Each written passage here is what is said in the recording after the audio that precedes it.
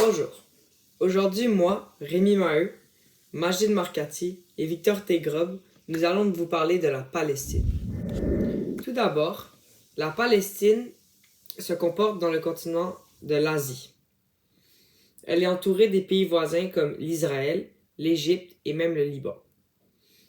La mer de la Palestine, la Palestine est très très proche de la mer Méditerranée, voire elle y colle. Elle a des villes, ces villes importantes sont notamment Gaza, qui sont même comme une petite partie de la Palestine à part, la bande de Gaza on appelle, Ramallah, pardon pour ma prononciation, Jérusalem, Hebron et Jénine. La Palestine est quand même elle comporte quand même beaucoup de plaines, mais elle a quand même plusieurs montagnes. Par exemple, montagnes et fleuves, pardon. Elle a le fleuve nommé le Jourdain et la montagne nommée le mont Nabi Younis. Alors, la Palestine a une superficie en kilomètres carrés d'environ 5655. Elle a un nombre d'habitants d'environ 5,289 millions, Et elle a une densité de population d'environ 911 personnes par kilomètre carré. Et environ la répartition de la population en Palestine est surtout séparée entre la Cisjordanie et la bande de Gaza. Alors, la déclaration d'indépendance de la Palestine est en 1988. Et depuis ces années-là, il y a eu quand même plusieurs conflits. Par exemple, si je ne me trompe pas, en 1947, les États-Unis décident de signer et voter pour créer un État juif à l'intérieur de la Palestine nommé Israël. Là qu'aujourd'hui, en 2025, on sait qu'il y a beaucoup de conflits avec eux. Donc c'est ça. Elle a créé un petit pays, on va dire, à l'intérieur de la Palestine, mais beaucoup pour les Juifs, qui va créer quand même beaucoup de chicanes après. En 1980, annexion de Jérusalem Est par Israël. Donc, on va couper cette partie de Jérusalem qui était comme une ville pas mal protégée. Que c'était la culture et la religion avant tout. Et de 2023 à 2025, comme on peut le savoir, il se passe de grandes choses depuis quand même 2 ans. Il y a quand même un énorme conflit entre l'Israël et la Palestine, voire la guerre, voire des meurtres, où surtout la bande de Gaza est mise en jeu, où les territoires, où Israël veut prendre leur territoire à la Palestine. Et malheureusement, je peux pas conclure sur un gagnant et une défaite parce que l'Israël maîtrise encore pas mal la Palestine, puis il y a des morts et des attaques qui continuent. Donc voilà. Économie. Les principaux secteurs économiques de la Palestine sont industriels, tels que l'industrie du verre, savon et coton, agricoles, comme par exemple la production et l'exportation de plantes et de palmiers, et finalement, il y a de nombreuses attractions historiques qui offrent un secteur économique touristique. Le PIB de notre État est d'environ 13,71 milliards de dollars américains, ce qui équivaut à un peu plus de 19 milliards de dollars canadiens. Politique. Le régime politique de la Palestine est basé sur une république semi-présidentielle unitaire, fondée sur des valeurs de l'état de droit, utilisant un système démocratique pluripartite qui permet à plus de 2 partis de participer aux débats et aux élections en même temps.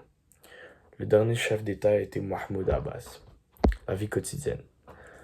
La langue officielle de la Palestine est l'arabe. La majorité de la population sont des musulmans arabes. Il y a des communautés minoritaires de chrétiens arabophones et d'arméniens qui y sont installés dans la région au fil des années. Le peuple palestinien est connu pour être très fier, humble et hospitalier. Les nations qui reconnaissent notre État. 157 pays des Nations Unies reconnaissent la Palestine, notamment le Canada, le Brésil, l'Argentine, le Mexique, l'Espagne et la France depuis le mois dernier. De l'autre côté, les États-Unis et l'Israël, entre autres, ne reconnaissent pas l'État que nous avons choisi pour notre projet. Il y a aussi beaucoup d'autres pays qui ne reconnaissent pas la Palestine, mais qui sont en faveur d'une solution à 2 États souverains et qui aimeraient la paix dans toute la région de la Palestine et de l'Israël. La position des pays frontaliers. La plupart des pays proches et voisins de la Palestine la reconnaissent et la soutiennent, tels que l'Égypte, la Jordanie et le Liban. Par contre, Israël ne reconnaît pas cet État et réclame toutes ses terres. Les raisons des pays qui refusent de reconnaître la Palestine.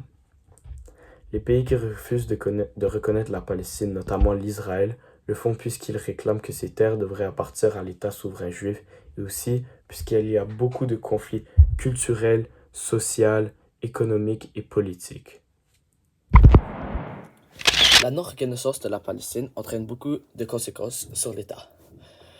Premièrement, d'un point de vue politique et diplomatique, la non-reconnaissance de la Palestine par certains pays, notamment les États-Unis et une grande partie des pays européens, entraîne un isolement diplomatique sur la Palestine. Cela complique sa participation à des organisations internationales telles les Nations Unies, par exemple. La non-reconnaissance entraîne ainsi des conséquences sur les relations avec d'autres pays. Les pays qui reconnaissent l'État subissent beaucoup de difficultés à agir avec la Palestine à cause des restrictions géopolitiques, des lois et beaucoup d'autres. D'un point de vue économique et commercial, la Palestine souffre économiquement, en partie en raison de l'occupation israélienne et des contraintes concernant des ressources naturelles. Les territoires palestiniens n'est pas en bon état et cela limite les capacités d'investissement et des développements d'infrastructures. La croissance économique reste donc faible malgré l'aide internationale. Aussi, la Palestine n'a pas accès à des accords commerciaux à l'échelle internationale de la même manière que des États pleinement reconnus. D'un point de vue culturel et sportif, la Palestine est souvent exclue des événements culturels internationaux majeurs, comme certains festivals, expositions d'art, etc. Notamment, il y a de nombreux événements culturels à l'intérieur du territoire palestinien, mais le statut de non-reconnaissance rend la participation internationale très difficile. De plus, bien que la Palestine soit membre de certains événements sportifs internationaux, exemple la Comité international olympique depuis 1995, et participe à certaines compétitions sportives internationales, elle n'a pas la reconnaissance complète d'un État souverain dans beaucoup d'autres instances sportives.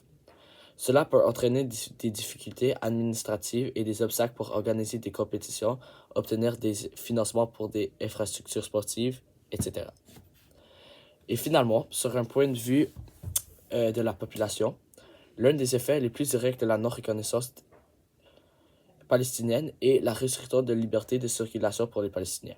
Ceux qui détiennent un passeport palestinien rencontrent souvent des difficultés pour voyager à l'étranger car de nombreux pays n'accepteront pas le passeport ou imposeront des conditions strictes.